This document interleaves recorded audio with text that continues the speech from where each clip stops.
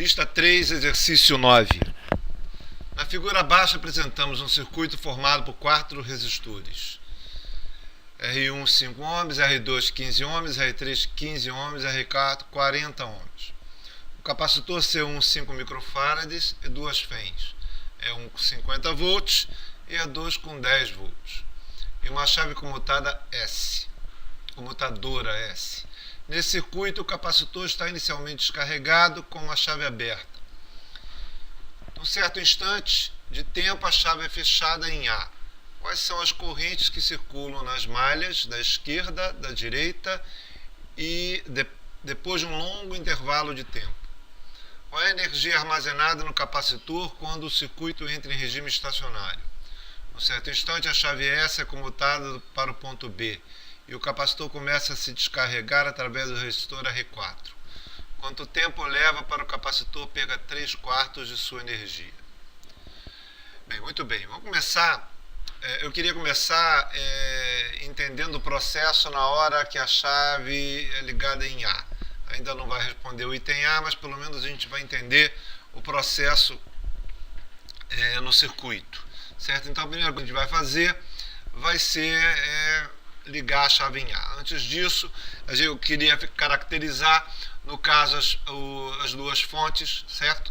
Estão desenhadas de tal forma que no caso do E1 o potencial maior fica na parte de cima, que é o que ele está colocando como positivo, e o potencial menor fica na parte de baixo.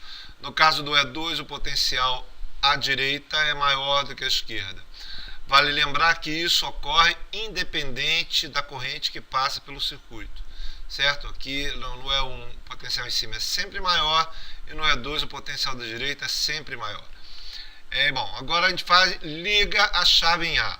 Ligando a chave em A princípio, no ato de ligar, a gente sabe que C1 está descarregado, certo? Como o C1 está descarregado, significa que o potencial nos extremos de C1 são o mesmo. Então é como se ele fosse um fio fechado. Para entender como é que são as correntes do circuito, em primeiro lugar a gente coloca as correntes para usar as leis de Kirchhoff. Já que a gente tem um circuito de 2 malhas, com fonte, e a gente, na verdade, de cara, se você não analisa, e eu vou mostrar para vocês do que eu estou falando daqui a pouquinho, se você não faz uma análise direta das resistências do circuito, você tem basicamente um circuito de 2 malhas e a gente usaria Kirchhoff para fazer, no caso, essa conta. Bom, fazendo isso, colocando o I1 da esquerda para a direita, o I2 de cima para baixo e o I3 da esquerda para a direita, a gente usa Kirchhoff. Vamos começar pela malha da esquerda, sabendo que no sentido da corrente que eu coloquei, no R1 o potencial da esquerda é maior do que da direita e no R2 o potencial em cima é maior que embaixo. Bem, isso faz com que a gente tenha na malha da esquerda essa expressão. No caso, começando nesse ponto aqui, de baixo para cima, no sentido horário, a gente tem de baixo para cima um aumento de potencial E1, então fica positivo. Depois a gente passa da esquerda para a direita e eu tenho uma diminuição no potencial, menos R1 em 1. Continuando no sentido horário, de cima para baixo em R2, então novamente o potencial diminui. E quando a gente passa pela FEM E2, a gente passa do potencial maior para o potencial menor, menos E2. Voltando ao mesmo ponto, a soma dos potenciais dessa parte fechada do circuito é igual a 0. Bem, vamos agora pegar a malha de fora. E a gente sabe que em E3, no sentido do corrente que eu coloquei, o ponto à esquerda é maior do que o potencial, à esquerda é maior que o potencial à direita. Certo? E em C1 o potencial é o mesmo nos 2 pontos. Como ele é o mesmo nos 2 pontos, significa que o potencial nesse ponto é igual ao potencial nesse ponto, é igual ao potencial nesse ponto, é igual ao potencial nesse ponto. Certo? E claro, a gente chega a essa expressão pela malha de fora. E1 menos R1 e 1, menos R3 e 3. Aqui o potencial é o mesmo, menos E2 igual a 0, voltando ao mesmo ponto. Agora a malha da direita, a gente tem condição de pegar a malha da direita e não há nenhuma fonte, a ideia é que a gente pegando a partir desse ponto, daqui para cima o potencial aumenta, então fica positivo R2 e 2, e daqui para cá o potencial diminui, negativo, menos R3 e 3, pela lei de Ohm, certo? Voltando ao mesmo ponto, fica igual a zero. Falta agora a primeira lei, falta não, né? A gente pode usar a primeira lei de Kirchhoff, que é a lei dos nós. Se a gente pega o nó aqui de cima, o I1 chega no ponto de nó e o 2 e 3 saem. Quer dizer, a quantidade de carga por unidade de tempo que chega no ponto de nó é igual à quantidade de carga por unidade de tempo que sai do ponto de nó, que é a soma das duas correntes I2 e I3. Muito bem. Das 4 expressões, a gente só precisa de 3 para poder resolver o problema. Eu vou usar essas duas expressões, vou colocar I2 em função de I1 e I3 em função de I1. Por quê? Eu pego essas duas expressões porque eu substituo aqui e fica tudo em função de I1, certo? Para poder achar o valor de I1. É claro que isso é um jeito de fazer, mas você pode, na verdade, usar qualquer técnica de sistema para poder resolver esse sistema de equações que está aqui. Bom, substituindo o I1, a gente vai ter uma expressão dessa forma. Note que, de propósito, eu não estou colocando os valores, por enquanto, do circuito. Eu vou mostrar para vocês por quê daqui a pouquinho. Bom, agora, fazendo uma álgebra aqui no I1, a ideia é colocar o I1 para um lado e o resto para o outro. A gente tem essa expressão aqui, I1, como expressão 1 sobre R2 mais R3 é 1 menos R2, R1 mais R2 menos essa parte aqui. Bem, reescrevendo, a gente tem I1 vezes esse cara aqui, certo? Igual a esse aqui. Algebrando, né? A gente põe tudo em função de R2 e R3. No caso aqui, a gente passando a parte do I1 para o outro lado, né? A gente vai ter esse cara aqui. Consequentemente, a gente fecha com essa expressão. Eu queria exatamente chegar a essa expressão antes de substituir valores. Por quê? Porque a gente mostra nessa expressão o seguinte. A gente tem um termo relacionado à resistência que multiplica R1, que é igual à diferença das fens da fonte E1 e E2. Tá? O que ele está dizendo é que E1 e E2 aplicam uma diferença potencial no circuito, em que essa diferença potencial é igual a esta resistência aqui, vezes I1. Note duas coisas importantes. Essa expressão aqui é exatamente a resistência equivalente, levando em consideração que R2 e R3 estão em paralelo, onde esse conjunto R2 e R3 paralelo soma a resistência R1, mostrando que esse conjunto está em série com R1, certo? E a gente pode notar isso com bastante facilidade. Quer dizer, a gente tem esses dois potenciais em cima de R2 e R3 são o mesmo. Esse potencial é igual a esse. E esse potencial é igual a esse, é igual a esse, é igual a esse. Isso quer dizer o quê? Que a diferença de potencial em R2 é igual à diferença de potencial em R3, independente do valor das resistências. Isso significa que R2 e R3 estão em paralelo, certo? E esse conjunto em paralelo tem a mesma corrente que R1. Consequentemente, R1 está em série com esse conjunto por terem a mesma corrente total. Então, o que eu queria mostrar é que, independente da gente reconhecer se as resistências estão em série em paralelo, a gente tem condição de fazer o cálculo usando as expressões da lei de Kirchhoff para o circuito da mesma forma. Então, agora o que a gente faz é substituir os valores. Consequentemente, o nosso I1 é 40 por 12,5, isso é 3,2 amperes. O I1, 3,2 amperes, só que agora a gente percebe que R2 e R3 têm exatamente o mesmo valor. Se R2 e R3 têm exatamente o mesmo valor, essa expressão que é consequência da lei de Kirchhoff e essa expressão que é consequência da expressão de Kirchhoff, R2 e R3 com o mesmo valor, significa que I2 e I3 também têm o mesmo valor. Certo? Isso quer dizer que I1 chega no ponto de nó e divide por duas correntes iguais, isso é 1,6 amperes para I2 e 1,6 amperes para I3, que facilmente pode ser demonstrado se a gente faz a substituição do valor de 1 nessa expressão. Isso é, se a gente faz substituição no I2 e no I3, a gente acha que o I2 e o I3 tem um valor de 1,6 amperes, que é exatamente a divisão da corrente I2 nos dois sentidos. Certo? Bom, isso na hora que a gente fecha a chave. Na hora que a gente fecha a chave, isso acontece, só que no instante seguinte, o capacitor C1 já vai estar se carregando. Como ele está se carregando, ele muda tudo no circuito. Muda as diferenças de potenciais, muda as correntes e elas deixam de ser, o R2 e R3 deixam de estar em paralelo para estar num circuito em que você não pode definir série e paralelo, certo? E é por isso que a gente agora vai analisar exatamente o que está descrevendo o item A, e são os valores da corrente para um longo intervalo de tempo. O que acontece no longo intervalo de tempo? Depois de um longo tempo, o que acontece é que o capacitor fica totalmente carregado. Ora, se o capacitor ficar totalmente carregado, significa que o I3 é igual a zero, porque o I3 que alimentava o ato de carregar o capacitor. Quando o capacitor está totalmente carregado, significa que não está mais entrando carga nele. Então significa que o I3 é igual a zero.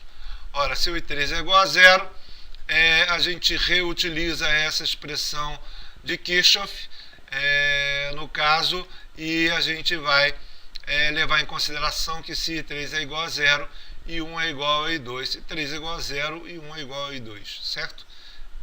Pela lei dos nós.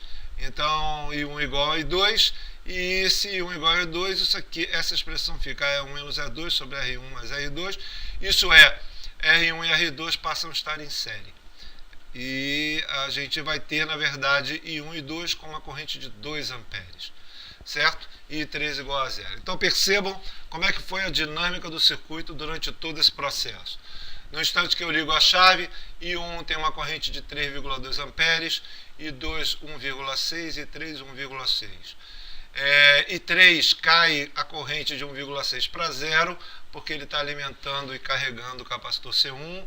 I2 aumenta a sua corrente de 1,6 para 2 amperes e 1 diminui sua corrente de 3,2 para 2 amperes. Certo? Essa foi a dinâmica do circuito no ato de carregar o capacitor C1. Bem, qual é a energia armazenada no capacitor? Para a gente calcular a energia armazenada no capacitor, a gente tem que levar em consideração que, como I3 é igual a zero, a diferença de potencial em cima do resistor R3 também é zero, certo? Pela lei de Ohm, né? Então, se a corrente é igual a zero, a diferença de potencial é igual a zero. Significa que o potencial nesse ponto é igual ao potencial nesse ponto, é igual ao potencial nesse ponto, é igual ao potencial nesse ponto. E também o potencial embaixo é igual ao potencial embaixo. Significa que a diferença de potencial no capacitor é igual à diferença de potencial em cima de R2. Note que há sempre um erro comum de achar que o capacitor vai se carregar com uma diferença de potencial igual à da fonte. Isso não é verdade. Nesse circuito, por exemplo, ele não vai ter a mesma diferencial das fontes que estão aqui, ou da diferença delas, ou algo assim. E vocês vão ver isso. Na verdade, o capacitor C1 ele tem a mesma diferença de potencial do resistor R2, certo? Bom, e como ele tem a mesma diferença de potencial, quer dizer que a diferença de potencial do capacitor C2 é simplesmente R2 e 2. Isso é 15 ohms, que é o R2, vezes a corrente que passa por ele, que é 2 amperes, isso me dá uma diferença de potencial de 30 volts. E1 tem 50 volts, E2 tem 10 volts, a diferença entre eles, pelo fato de eles estarem nessa posição, é 40 volts, e esses 40 volts sofrem uma queda de 10 volts em cima do R1, né? Que é 2 vezes 5 ohms, 10 volts, fazendo com que a diferença de potencial em cima do R2 seja 30, consequentemente a diferença de potencial em cima do capacitor também seja 30.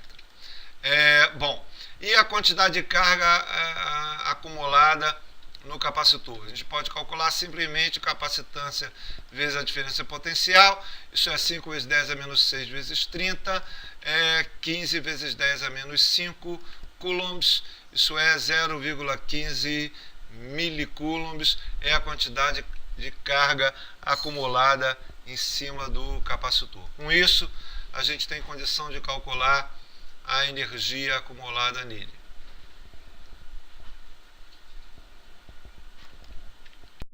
E para isso a gente usa a expressão de energia acumulada em cima de um capacitor, que é a quantidade de carga aqui ao quadrado sobre 2C, e aí a gente pode usar a carga que foi calculada aqui em cima, ou meio de CV ao quadrado usando a diferença de potencial no capacitor. Eu vou usar a segunda expressão, mas no princípio tanto faz. A gente pode pegar a capacitância, 5 vezes 10 a menos 6, vezes a diferença de potencial 30 ao quadrado, nós vamos ter uma quantidade de energia de 2,25 milijoules. Essa é a quantidade de energia calculada no capacitor C1. Bom, vamos lá. Num certo instante de tempo, a chave S é fechada e comutada ao ponto B, e o capacitor começa a se descarregar através do resistor R4. Então a ideia é a chave ser desligada aqui, ligada no ponto B desta forma. O capacitor então sai do circuito, essa parte do circuito não vai sofrer influência nenhuma, porque o capacitor já estava totalmente carregado, e agora o capacitor já está ligado ao circuito da direita em cima do resistor R4. Bem, qual é a ideia? A ideia é calcular quanto tempo leva para o capacitor perca 3/4 da sua energia. Então, ligado no caso à direita, a gente vai calcular quanto tempo ele leva para perder 3/4 de sua energia. Para isso, a gente vai ter, no caso, o capacitor gera uma corrente I4 em cima do resistor R4, e o resistor R4 vai ter uma diferença de potencial, onde, como o sentido da corrente está nesse sentido, pelo fato do potencial ser maior do capacitor em cima do que embaixo, a resistência fica com potencial em cima maior que embaixo, quer dizer, a diferença de potencial em cima da resistência é igual à diferença de potencial em cima do capacitor em todos os instantes do processo dinâmico do circuito.